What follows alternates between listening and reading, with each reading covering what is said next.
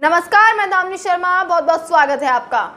बंगाल में बदलाव करने निकले बीजेपी अब हार के बाद दबे पांव बंगाल से भाग गई और अब स्थिति यह बताई जा रही है कि यूपी भी अब हाथ से निकलने जा रही है। जैसा कि आप लोग जानते हैं कि यूपी चुनाव नजदीक आता जा रहा है। यूपी का विधानसभा चुनाव जिसके बाद घमासान युद्ध मचने वाला है और हर किसी के मन में यह हलचल बनी हुई है कि क्या होगा यूपी में। क्या योगी सरकार वापस सत्ता में आएगी या कुछ और खेला होने जा रहा है। आपको बता दें कि समाजवादी पार्टी से लेकर तमाम छोटी बड़ी पार्टियां महागठबंधन कर कोरोना पर विफल रही। योगी सरकार को जनता के साथ मिलकर उखाड़ फेंकने के लिए अब तैयार हैं। यही नहीं, अब तो हैदराबाद वाले ओवैसी साहब भी इस जंग में कूद पड़े हैं और उन्होंने अब योगी जी को यह चैलेंज कर दिया है कि अब योगी जी को जीतने नहीं दूंगा। आपको बताती चलूं कि ओवैसी की AIMIM पार्टी उत्तर प्रदेश में पहली बार 100 सीटों पर चुनाव लड़ने वाली है। वहीं दूसरी ओर अब यह कयास लगाए जा रहे हैं कि बंगाल में ममता बनर्जी बीजेपी को पटखनी देने के बाद अब उत्तर प्रदेश में भी बीजेपी को सपाट कर देंगी। कोरोना पर विफलता के बाद जनता का गुस्सा उत्तर प्रदेश विधानसभा चुनाव 2022 में योगी जी की बीजेपी पर निकलेगा। जैसा कि आपको बता दें कि अब यूपी का विधानसभा नजदीक आता जा रहा है। कोरोना की दूसरी लहर ने उत्तर प्रदेश में जो घमासान परेशानियां उत्पन्न की थी, अब उसके बाद जनता का क्या फैसला रहेगा, यह सबसे बड़ा मुद्दा बनता है। क्या जनता दूसरी लहर में हुई परेशानियों को देखते हुए योगी जी को वोट देगी या किसी अन्य पार्टी को वोट देगी? क्योंकि अब सुनने में तो यह भी आ रहा है कि अखिलेश यादव जी से आम आदमी पार्टी के नेता संजय सिंह ने भी मुलाकात की है। और क्या है इस मुलाकात के पीछे जो साजिश है? क्या उत्तर प्रदेश में समाजवादी पार्टी और आम आदमी पार्टी गठबंधन की तैयारी कर रही हैं? जो मुलाकातें की जा रही हैं उसके बाद यही कयास लगाए जा रहे हैं कि हो सकता है कि गठबंधन के बाद सरकार बनाई जाए और योगी सरकार का सूपड़ा साफ कर दिया जाए। दोस्तों, आप सभी जानते हैं कि जिस प्रकार से कोरोना की दूसरी लहर ने पूरे उत्तर प्रदेश में आतंक मचाया, गांव के हालात से लेकर हर वर्ग परेशान था। चाहे मैं ऑक्सीजन की बात करूं या वेंटिलेटर्स की बात करूं, बेड्स की बात करूं, कुछ भी उपलब्ध नहीं था। जिसके बाद जनता भी कहीं ना कहीं अब समझ रही है कि सरकार ने उनके लिए क्या किया। क्या सरकार ने वाकई विकास किया?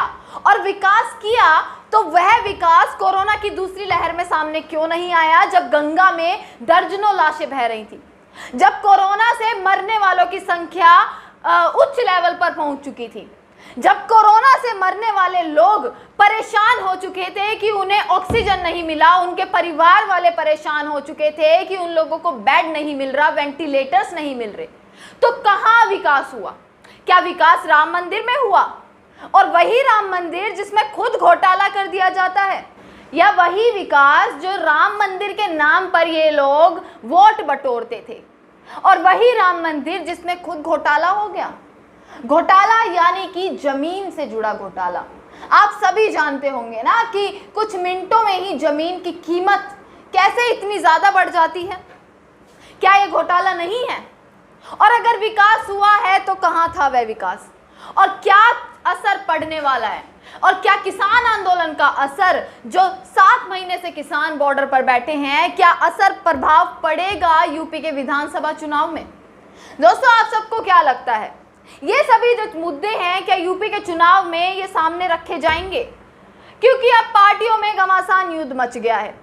मोदी जी की बात करूं या योगी जी की बात करूं, अब हर किसी को एक तनाव है कि भैया उत्तर प्रदेश में किसकी सरकार बनेगी। हर किसी को ये तनाव है कि जनता तो अब समझ गई है, कहीं जनता के समझने के बाद उनका सूपड़ा साफ ना हो जाए, कहीं जनता के समझने के बाद कहीं योगी सरकार को अपनी कुर्सी से हाथ न धोना पड़ जाए, कहीं जनता के समझने के बाद 2024 में यही आंच जो है मोदी जी की कुर्सी पर ना आ जाए। खूब कोशिश की जा रही है योगी सरकार को बचाने की।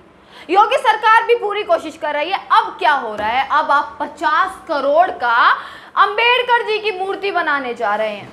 दोस्तों, आपको क्या लगता है, सैकड़ों की संख्या में किसान दिल्ली के बॉर्डर पर बैठा है, सैकड़ों की संख्या में किसान दिल्ली के उन बॉर्डरों पर अपनी सर्दी गुजार दी, अपनी गर्मी गुजार दी, और उत्तर प्रदेश का किसान भी इसमें शामिल है, जो यह आस लगाकर बैठा है कि भैया हमें हमारे अधिकार दे दीजिए, हम भी अपने घर वापस जाना चाहते हैं, अपने परिवार के साथ रहना चाहते हैं। पर परिवारों की बात करूं तो कितने परिवार थे जिनको बचाया जा सकता था और बचाया नहीं गया? क्या यह मुद्दा नहीं बनता? और क्या यह विकास में शामिल नहीं होता कि आप अपनी जनता को अस्पताल नहीं दिलवा पा रहे, आप अपनी जनता को वेंटिलेटर्स नहीं दिलवा पा रहे, आप अपनी जनता की जान नहीं बचा पा रहे, और यहाँ तक कि अगर जनता की जान चली जाए तो उसे शमशान में भी जगह नहीं, यानी कि वो दर्जनों लाशों में बनकर लाशें जो है गंगा में तैरती रहें। यह है इस देश का ये समाज का, इस सत्ता का जो रुख है, और यह है यूपी मॉडल। इसी यूपी मॉडल के तहत, इसी हिंदुत्व और हिंदू मुस्लिम के तहत ये लोग वोट बटोरते हैं। आप लोग भी मुझे कमेंट सेक्शन में बताइए कि यूपी से कौन कौन है और यूपी में क्या आप देखने को मिल सकेगा, किसको वोट देने जा रहे हैं और क्या क्या कारण है, एजुकेशन है, हेल्थ है, हर चीज़ को लेते हुए आप किसको, किन चीज़ों को देखते हुए, किन मुद्दों को देखते हुए सरकार को चुनेंगे, और अगर सरकार चुनेंगे तो गठबंधन होने के बाद क्या क्या चीज़ें देखने को मिलेंगी। आपका बहुत बहुत शुक्रिया।